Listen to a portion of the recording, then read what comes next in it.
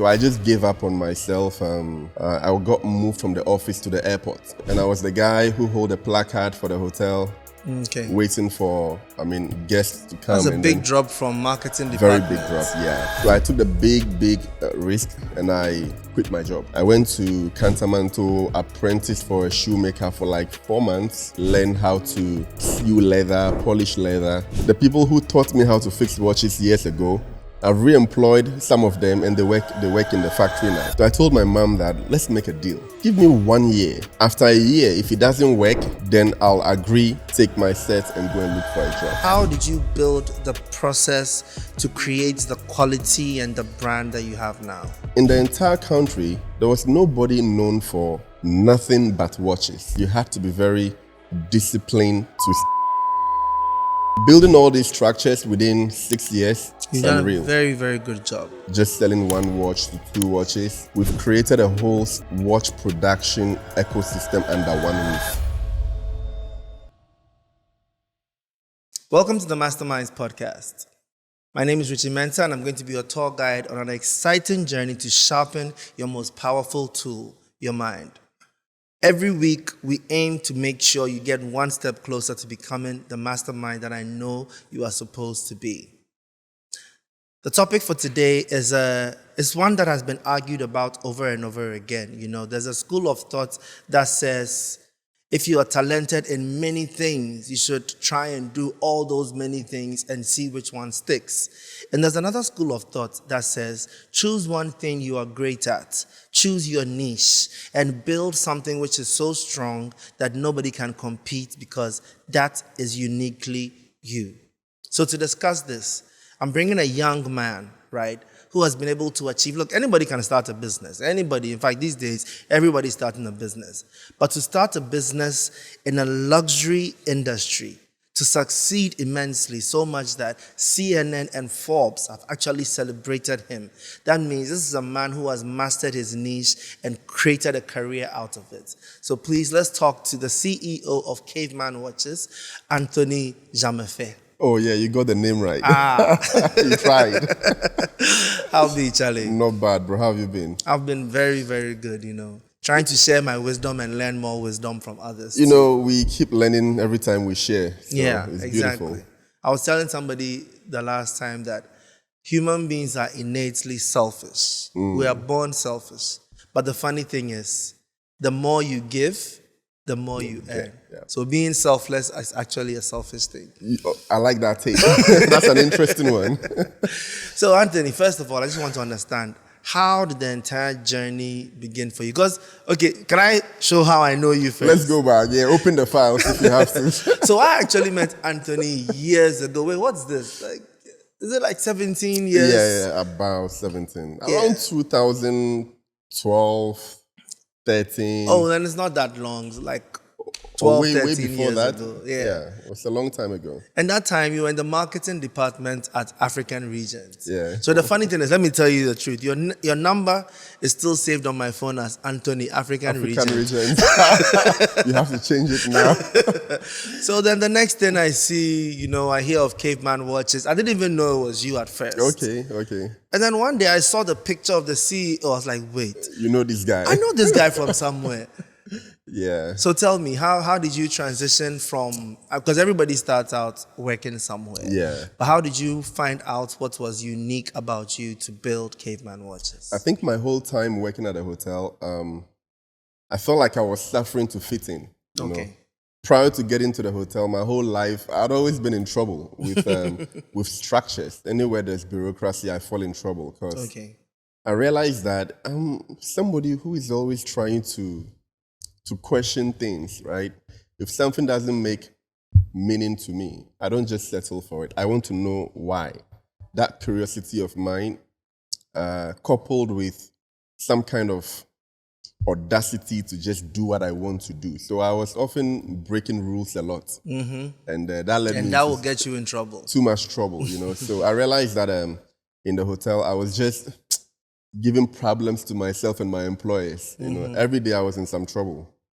And then it wasn't fulfilling for me because I went to the hotel believing that I was a very talented guy, prior to that. So I thought I was going to get there and, impress and make an impact, and kill it. But then I realized that it wasn't working. There were times that I would raise my hand in a meeting and bring out an idea that I thought was smart. And then people would just laugh and, it got to a point I started believing that I was not as smart as I thought before, coming there. And that was one of the most painful things I endured, beginning to actually believe that I was not that smart, because how come every time I bring a suggestion up, people always laugh and ridicule it? It's not appreciated. Yeah, so I just gave up on myself. I got moved from the office to the airport. Okay. Which I knew was because of my incompetence, right? Always been in trouble. Alleged incompetence. Yeah, alleged incompetence, right? So I got moved to the airport, and I was the guy who held a placard for the hotel, waiting for, guests to come. That's a big drop from marketing department. Very big drop, yeah. Because prior to that, I was often on TV doing interviews for the hotel. Then the next moment, I'm at the airport holding a placard, and it came with a lot of ridicule. But I think my whole life I had been used to, going to the low levels to come back up if I have to. Yeah. So I endured it. I worked at the hotel, at the airport. They will send me food in a takeaway pack. I have to find cars to squat in between to eat at a car park. Then one day I was going to work and I bought a book in traffic called Business Secrets from the Bible. Okay. Out of curiosity, I just bought the book. So the whole time I was at the airport, I was reading this book. And then suddenly I started getting like some wave of confidence again, like the former confidence I used to have. I was getting all these wild ideas, things were making sense to me again. And then I just took a decision to resign from my job. I didn't have another job, but I just had a plan. It was not much of a plan anyways, but it was kind of a plan. So I took the big risk and I quit my job. Stayed home, tried different things that failed properly. And then... as it should. Yeah, failed very well. And then one day I just walked into a shop to buy a watch. That was in 2015. For the first time ever in my life, I wanted to buy a watch. I had 50 cedis on me. So I went into the shop. The watches were all about 50 cedis. So I was thinking, common wristwatch. Why are they so expensive? I went back home, saw somebody online selling a watch for 50 cedis, and I called him. He came over to deliver the watch. I just took a picture of it and posted it online. And then somebody was like, "Oh, nice watch. Are you selling it?" And I said, yeah. So the guy came and bought the watch. And for me, I was like, wait, I just made some profit. What if I do this twice or 3 times? So I called a supplier back and I bought 2 of the watches, sold 2, called him back, bought 3, sold 3. Then I started selling watches. Interesting. So that was how the watch business found me in 2015, yeah. So when you were telling me the story, it reminded me of something where I heard like a father gave his son a watch. And he said, go and find out the price of this watch. Okay. So the first thing the son did was a very, very old, dusty watch. You can see that, a chepan. The first thing the son did was he went to like a nice watch shop. They checked it, said, this is old. I'll give you $10 for it. Okay. Then he kept going, went to a pawn shop. They looked at it and said, well, it's not bad. I can try and sell it. I'll give you $100 for it. And then he kept going and he went to an antique shop. Got to the antique shop, they were like, wow, this is a rare, this, that. I'll give you $1,000 for it. So he went back and he told his father, and his father explained to him that sometimes the value of an item is determined by the location. The location, the positioning. Exactly. I love that. Yeah. So when CEO Anthony was in the wrong location, they sent him to hold placard at the airport. Charlie, somebody's boss man. But like I said, we had to pass somewhere to get where we are. So, and one thing I've also noticed is that failure is part of the process. Yeah, you need to go through that to build the grit. Yeah, if it had been a smooth transition, you may have face that failure in the business instead. But you had to go through that ridicule to starting different things that didn't work, to Exactly. get all the chaff out, Yeah. to build the man who's I'm there just right imagining if I hadn't gone through those failures, Yeah. the experience that I have now, Yeah. I definitely wouldn't have it. Exactly. So we appreciate all parts of the journey, you know. So now you found your niche. You know, okay, I'm good at selling watches. But how did you build the process to create the quality and the brand that you have now? Yeah, you know, the same attribute I had that was getting me into trouble, which is always trying to do more, go in further. Yeah. When everybody is okay with this level, I want to go a level up. So selling watches was not enough for me. I was always looking to, you know, improve what I was doing. So I realized that in the entire country, there was nobody known for nothing but watches. There were a couple of people who were selling watches, but they would sell watches and perfumes and shoes and bags, whatever they could lay their hands on. And there was nobody known for just watches. That is where the discipline comes in. Growing up being called a stubborn person, right? That's where the stubbornness became an advantage, because you had to be very disciplined to stick to one niche, knowing very well, look, I'm a hustling guy, I needed money, but if I come and sell a watch to you and you ask me for perfumes, as much as I knew where to buy the perfumes and make profit, I refused to sell them. You became the watch guy. Yeah, to become the watch guy, you know, and that requires some level of discipline and stubbornness, as they used to call it, to just stick to that. People will think I'm being pointless. Why don't you just sell the perfume on the side? You need the money. I said, no, there's a thing about branding. You need to be known for something, you know, to carve your niche properly. So I would rather give you the number of somebody who sells perfumes rather than sell it myself. So I stuck to the watches. And then I realized that there could be an improvement. Apart from just selling watches, there were people who had good watches but bad leather straps. So I wanted to serve that market. I went to Cantamanto, apprenticed for a shoemaker for like 4 months. Okay. So I literally go to work every day, learn how to sew leather, polish leather. I'll take imported leather straps and tear them apart and show them to my boss. Like, what is this material? What does it do? Where can we get some? What is this material?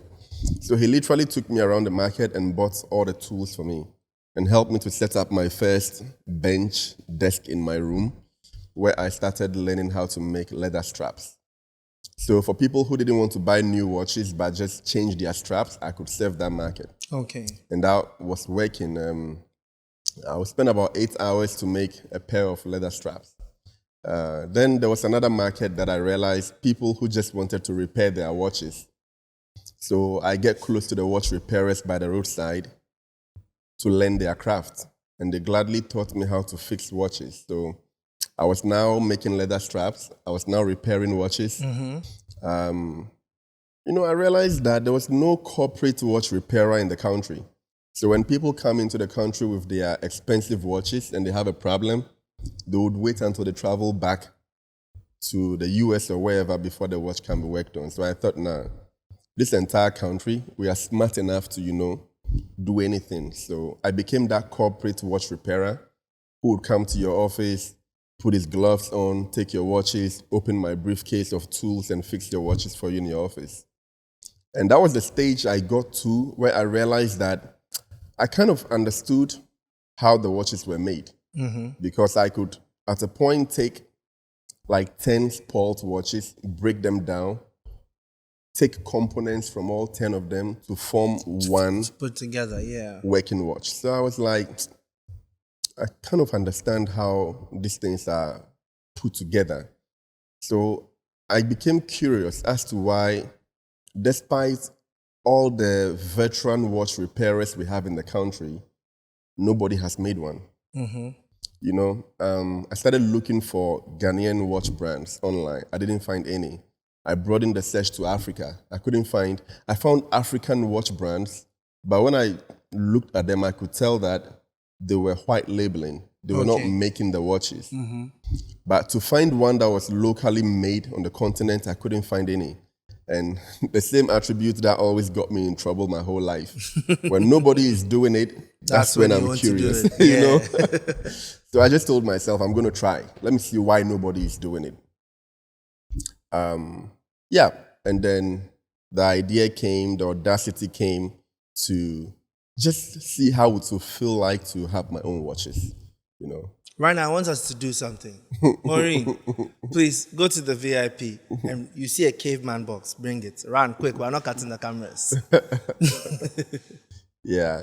So that's how the audacity came. That, you know, and that was after 3 years of selling watches. Okay. So I started selling watches in 2015. 2015. Yeah. So by it took me 3 2018, years. you had learned how to make it. Exactly. But before learning how to make it, now you had to learn how to make the leather by being an apprentice there, learning how to fix the watches. You remind me of, do you know Sila from Heroes? No. Oh, you should watch it. It's a very old series. He used to fix watches and he got a superpower. So your superpower was creating Caveman. I love creating stuff, you know. So that's how it started. And 3 years. It got to a point, I'm somebody that when I have a passion for something, I would overdo it.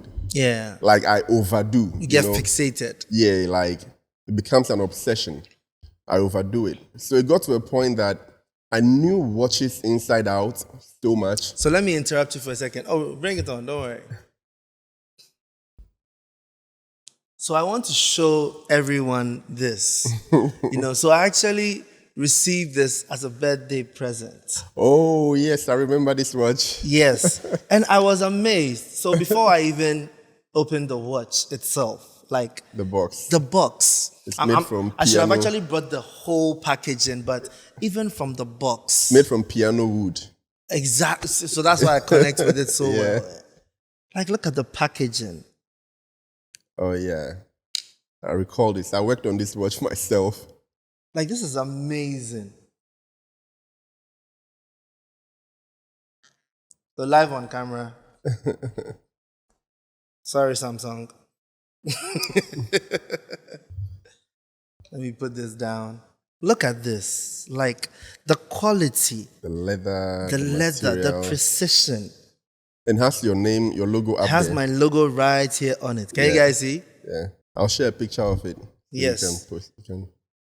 So, how were you able to, you know, yes, it's good enough that you were able to learn it and start doing this, but how were you able to advance from just having a good idea and learning the skill to building such quality that maintained, you know, such a high level of brand? Because someone like me, I really believe in quality. Got it. And if I get something, I'll be like, it's not bad, but it can be better. But I remember when I received this, I was like, yes. Oh, I'm glad. This is somebody who took his time to make something. I'm glad. You know, what systems do you have to ensure such high quality? We've come quite a long way in a very short time. From 2015, just selling one watch to 2 watches, all the way to 2018 December. So technically, January 2019 was when we started Caveman. Okay. So if it's January 2019 till now, it's basically 6 years, right? And what we've been able to do in 6 years has been very amazing. It's epic because just 6 years and you've reached these heights. Yeah, and currently we have a very high standard factory in East Legon. Yeah, about more than 40 factory workers. Nice. We've created a whole structure, a whole watch production ecosystem under one roof. Making watches is really delicate. The best example I can give is somebody being a chef, right? So imagine being a chef and you have to make a meal. You need to get tomatoes, you need to get pepper, you need to get salt, you need to get fish. And so you need a whole ingredients or one wrong calculation and everything is off. So you need a whole list of suppliers supplying you tomatoes and pepper and this and that. But the thing about watches is that all these suppliers have high quantity requirements. So imagine you have to make a meal for one person, but the tomatoes you need the tomato supplier is only selling 10 bags of tomatoes. You obviously can't buy 10 bags of tomatoes to make one meal for somebody. That is why we've been able to crack the most difficult thing in watchmaking, which is making one watch for one person within 2-3 days. So how do you do that? Yeah, so we've been able to put the whole ecosystem under one roof. Okay. So we have, let me take you through how our departments look like at Caveman. So I have my personal workbench in my office where I sit down to create the samples of ideas. When the samples are done, we go to the creative department. There are about 6-7 people in the creative department. Okay. Made out of sketch artists, graphic designers, 3D graphic specialists. So we go to that creative department and I communicate the idea. We begin to sketch it. They turn it into a mock-up and then later into 3D animation. Okay. When they are done, then we take it through a legal department. Okay. So we need to check the global database to make sure our design does not infringe on any copyright and patents. So we go through a legal system globally. When that is approved, then the design goes to the production department. Okay. So there's a department for the leather straps. They take their work and they begin to work. Then the department, the CNC machining department, where we machine carve the watch cases, also begin to make their watch cases. We have a whole jewelry department now. We've been able to advance into machinery so much that we now literally melt scrap metal. Okay. To make some very basic parts of the metal components. So we're melting metal, we are creating mold, casting the metal into the shapes we want. We do polishing of the cases. We have the movement assembly department. After that, everything, we have the dial inking room, a black room, airtight room where we ink the dials, we bake them in an oven, we polish them to get sunray finishing. I appreciate you even more now. You understand? We do all that sunray finishing on the dials. We cut the dial to reveal the movement or the tourbillon. After every component is done, it goes to the assembly department. Some of the people in the assembly department are watch repair veterans that I've re-employed. The people who taught me how to fix watches years ago, I've re-employed some of them and they work in the factory now. Well done. They would assemble all the watches. When they are done, it goes to the quality control department. They will check. So we have a whole system. Like a nice process for how to come up with. They will check the dial, sign against it. They will check the numberings, the indices. They check the movement. They do water resistance testing and check everything. So before the quality control department is done, about 5 people would have left. So mine is water resistant? It is, yes. Up to 50 meters, yes. So I can swim with it? Yes. Good to know. So about 5-6 different people will leave their signatures to ensure that they've all checked the components they need to check from quality control. Then it goes to content creation. So we have photographers who work 9 to 5. We have a whole department for content. So every watch we do goes through imagery, videos. We keep records of every watch that we make.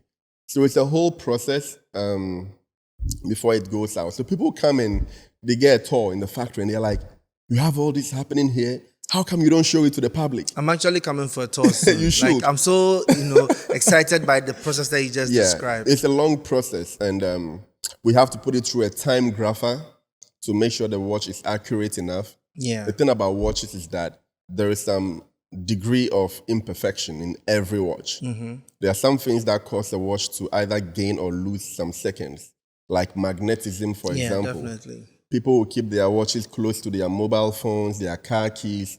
Anything that has magnet in it can transfer magnetism into your watch. And that can make the seconds either gain or delay by a few seconds. So we put the watches through a time grapher to make sure they are as close to perfection as possible before they go out.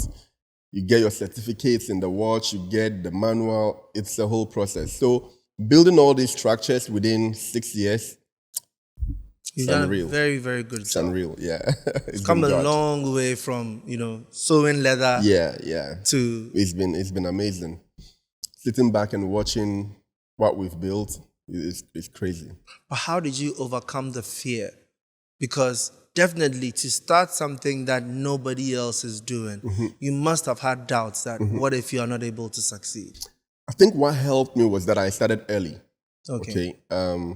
I had this concept in my mind that before getting married or starting a family, any mistake that I make is manageable.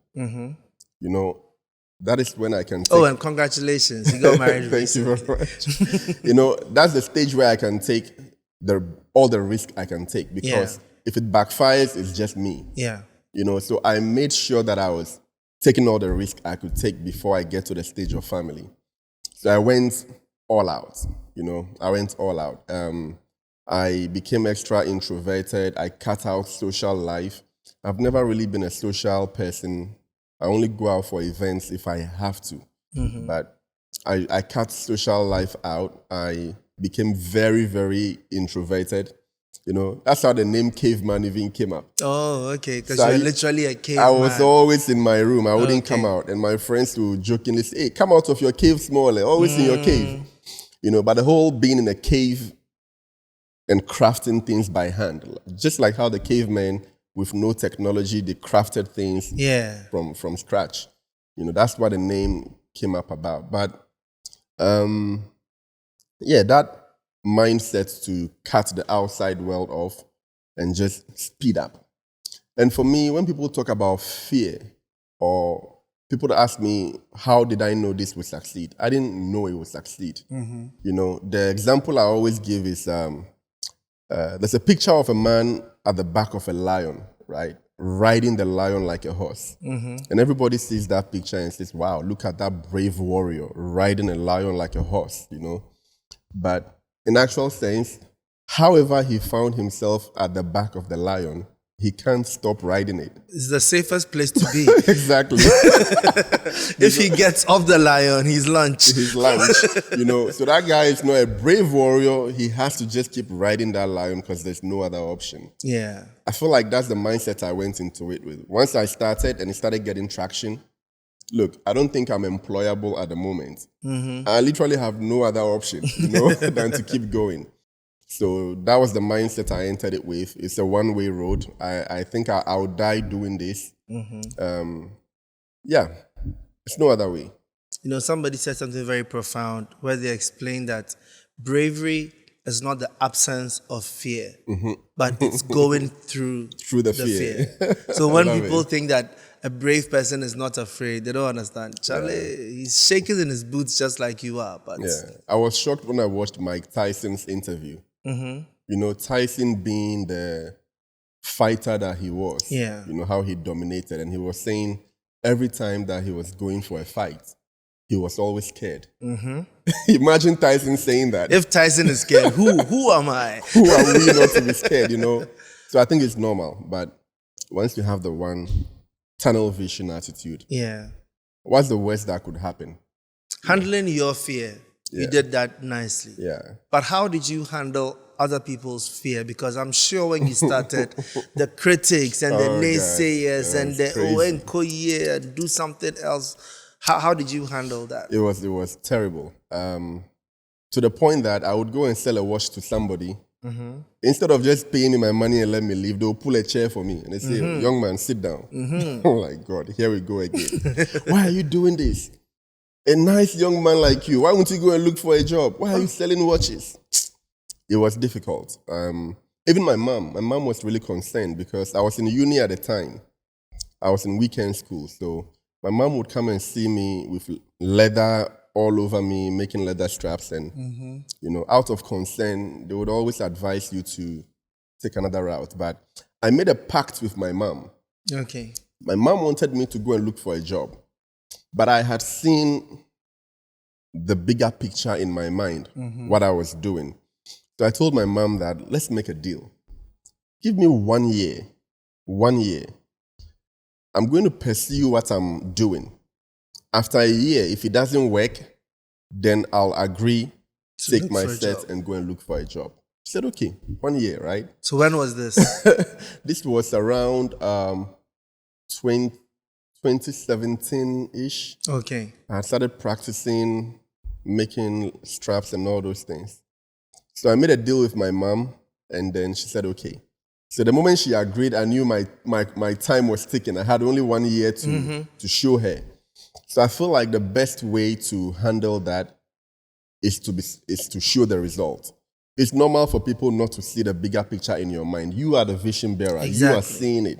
So it's normal if nobody else sees it. But if they can trust you and give you time to show them, then the duty is on you to actually show them. If you can't, that means they were right. Yeah. You know?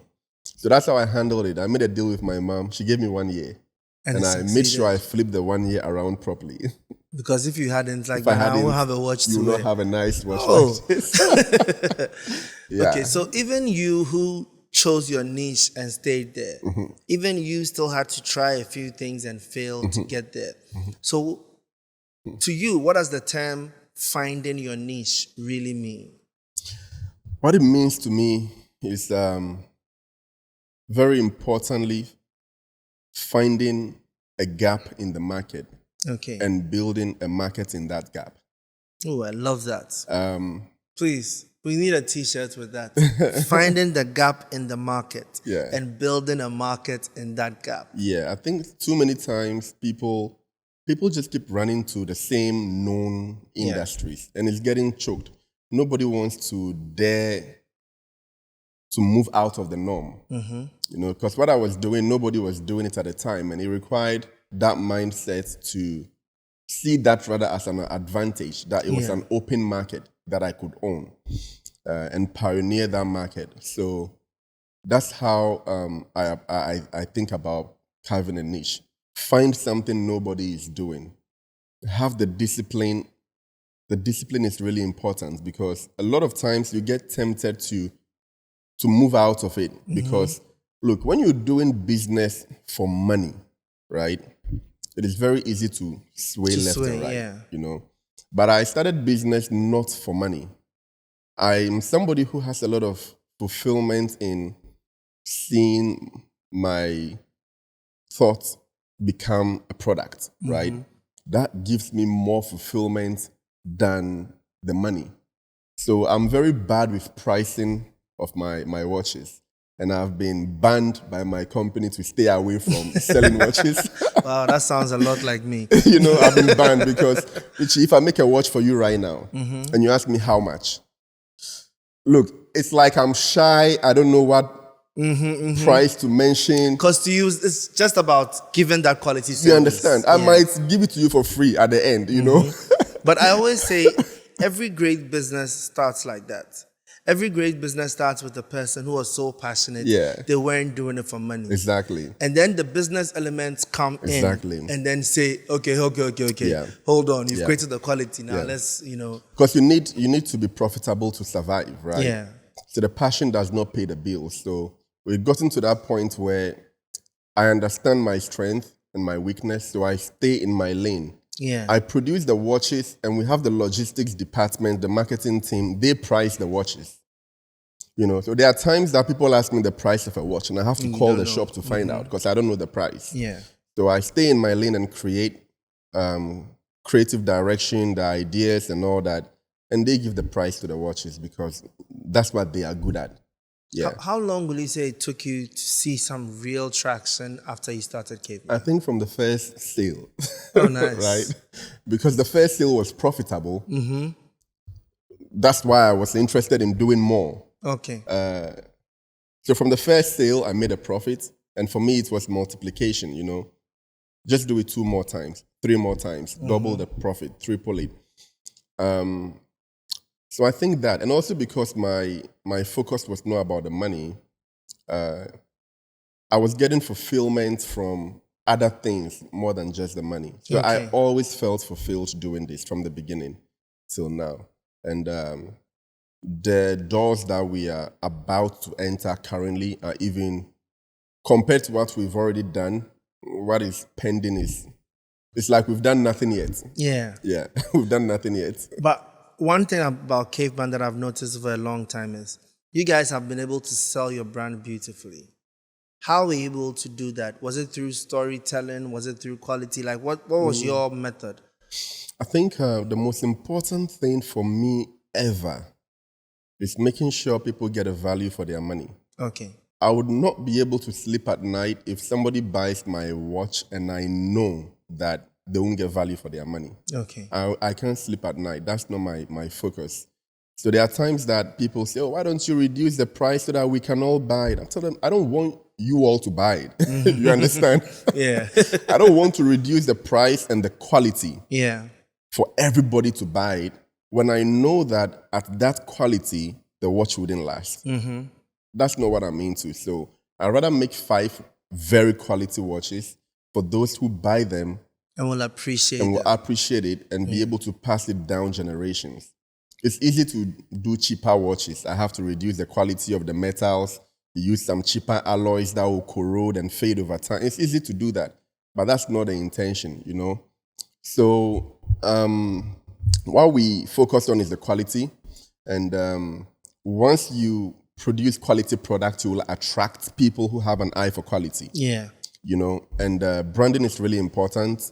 We are very aware of where we want to get to. The people who are already in that market, they don't joke with their branding. Okay. So we wake up and, you know, we are in the creative department and we are watching the veteran watch brands. We are seeing the perfection that they have and we want to get there, you know. Okay. So we keep improving on the quality of our machinery, tools. If there's a new version, an upgrade of a machine, we're buying it. Even from our visuals on our social media, the cameras that we use. Why would I have photographers working 9 to 5? Because you want to maintain the brand. Exactly. When there's a new camera lens, we are buying it. So we have like a whole I'll come and borrow some cameras for production again. We have a whole production house in Caveman. It surprises people just for watches. So it is that crave for quality and to be able to rub shoulders with the global brands, you know. So it's the quality. Once you have the quality, you attract the right people. That is why people see a lot of celebrities, big names affiliating with their brand. It's not because we intentionally go to them. Yeah. But since they are people who love quality and are attracted to it, when we produce the quality, the attraction becomes easier. How were you able to stay focused on your long-term vision and not let the short-term hype like derail you? Yeah, the purpose, right? The why. I felt like my purpose changed along the line. Okay. When I started, it was basically survival, you know, making some money to survive. And then I started employing people. When I started employing people, look, I went through a lot of negative stuff when I was an employee. Yeah. So employing people and seeing them come to work every day, I knew what it took, the difficulties in being in a queue to get a trotro to come to, look, in Ghana, getting to work is more stressful than being at work. The commuting part is more draining than what you actually do at the workplace. So it's very tiring, very difficult for workers to find their ways to work and back. So when I see workers coming, I felt a deep responsibility to make sure that they are okay. So they became like my next focus. Making sure they are fulfilled, they are being paid well, they are not going through what I went through in my previous company. It's a very hurtful thing for a creative to have his confidence crushed. Yeah. When you feel like you're in a company, you don't have a voice, you can't ask questions, they'll ridicule whatever you say. It's a very, very bad thing. So everything I went through, I practiced the opposite.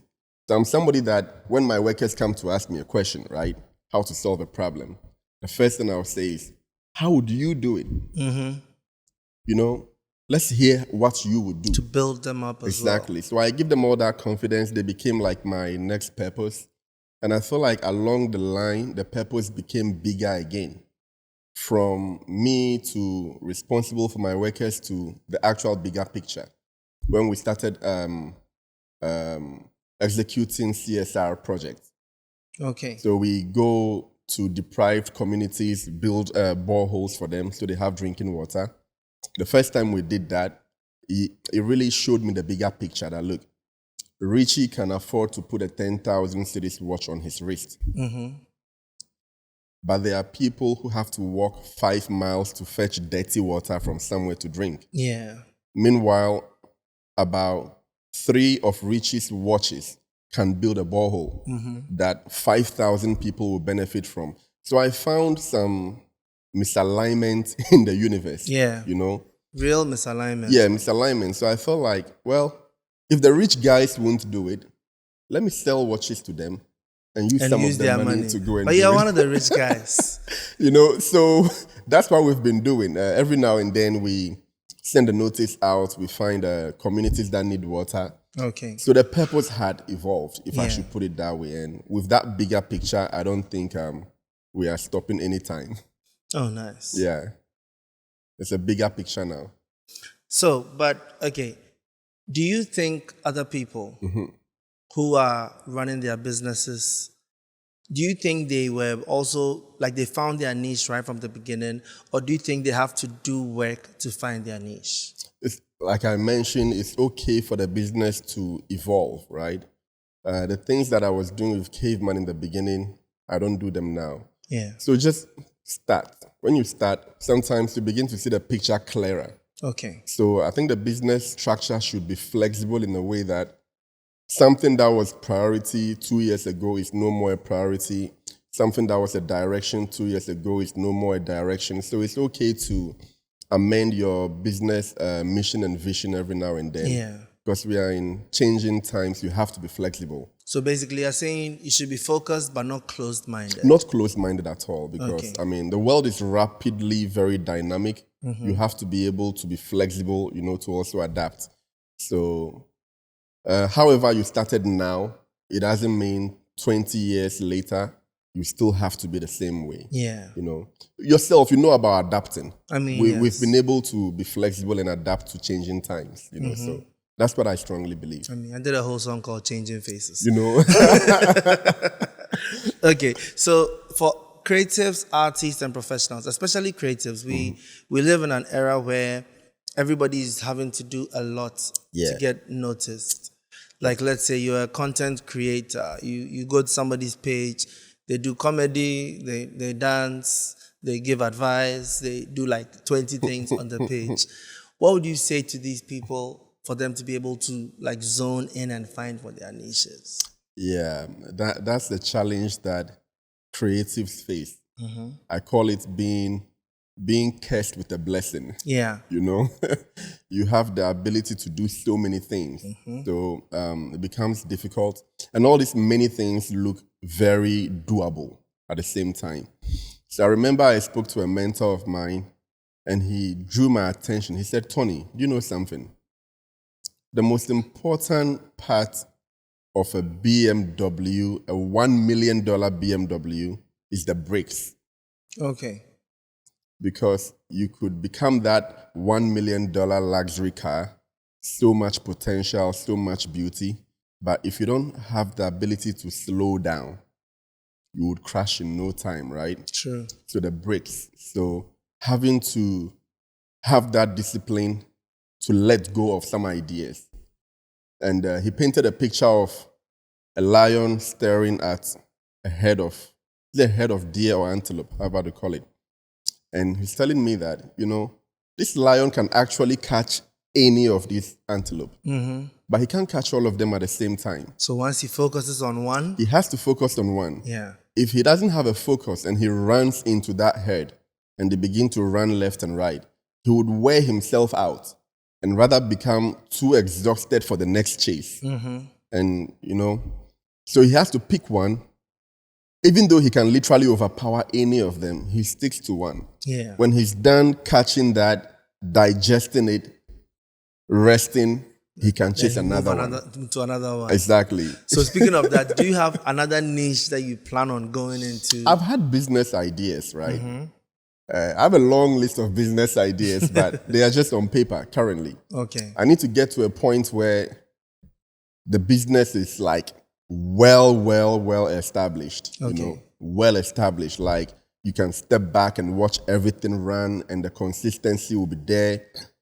Quality will not begin to drop because you are not there. It takes a lot of time to build that.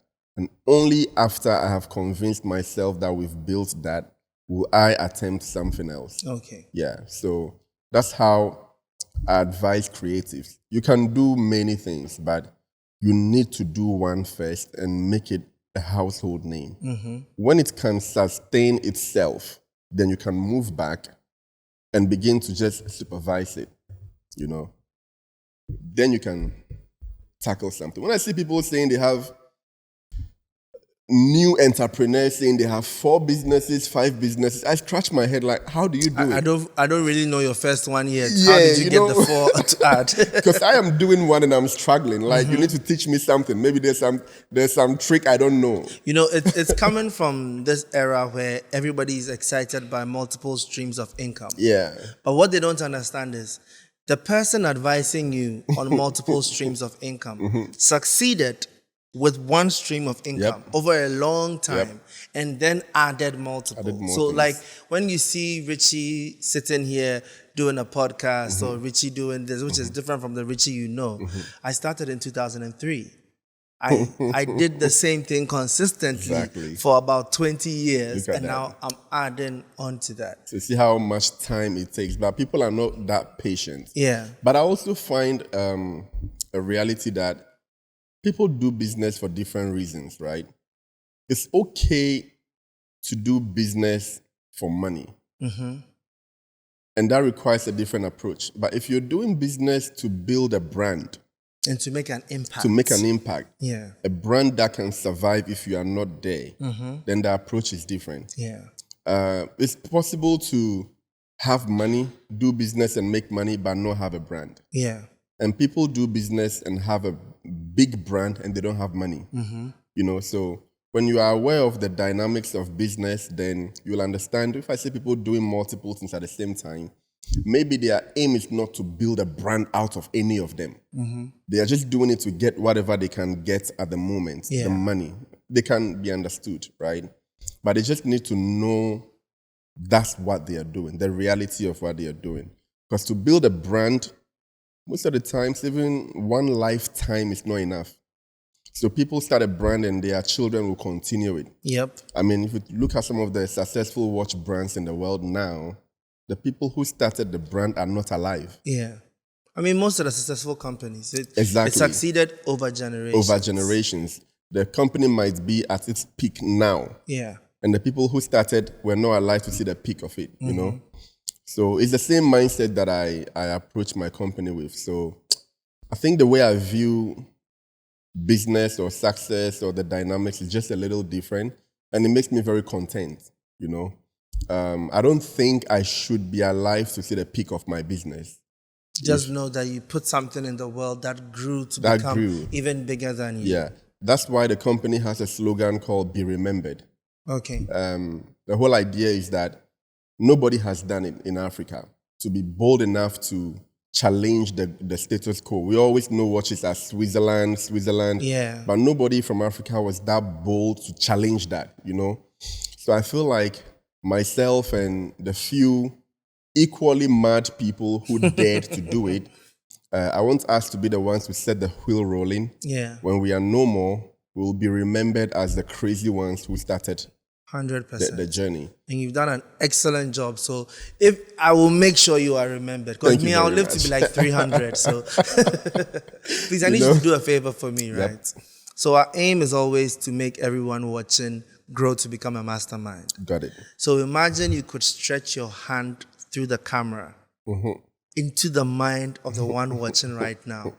What idea or mindset would you put in to put the person on the right path? What I would want to tell you, the one watching, is that I want you to believe in yourself. I want you to take time and search within yourself. And whatever you find, have the confidence to embrace it. We are all different. We are not the same. We are good at different things. So when you find what you are good at, it might not be the usual things around you or the norm, but please have the confidence to embrace it And if people don't believe it, it is your task to show them. If they laugh at you, you laugh at them in your mind because they don't know what you're seeing, but you will definitely show them. So I want you to believe in yourself. Anything is possible. Just have the confidence, believe in yourself, be focused and disciplined, and whatever you put your mind to, you will achieve it. I love that. Anthony, thank you so much for this. I really enjoyed this conversation. It's been a pleasure. So let's go to the airport and hold some placards up for fun. We should do that one day. And take pictures. Thank you so much. Richie. Thanks for watching this episode. The fact that you stayed all the way through to the end tells me that you're not only curious, but you have the discipline to see what you do all the way through to the end. Now let's build a community of thinkers who are ready to become the best version of themselves. So subscribe to the channel and the mindset that you will develop and grow every day to become a true mastermind.